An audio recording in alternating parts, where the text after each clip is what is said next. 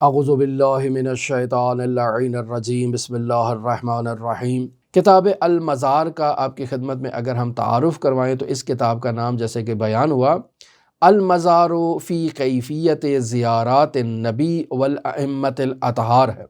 کتاب کے مصنف محمد بن مکی بن محمد شامی آملی جزینی، جن کی شہرت کیا ہے؟ شہید اول کے عنوان سے ان کی شہرت ہے۔ انہوں نے اپنی اس کتاب میں المزار میں منتخب اعمال کو بیان کیا ہے، دعاؤں کو بیان کیا ہے۔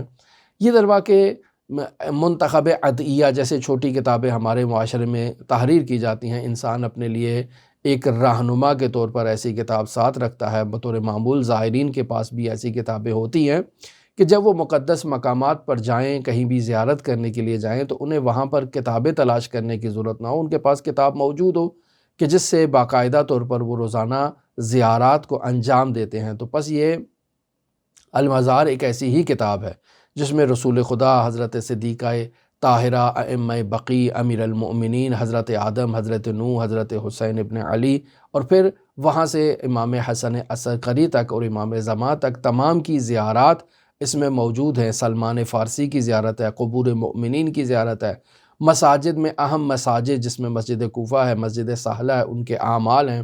پھر مسلم ابن عقیل کی زیارت ہے، ہانی بن عروہ کی زیارت ہے، اور مختار ثقفی کی زیارت ہے۔ تو یہ سب اس میں موجود ہیں۔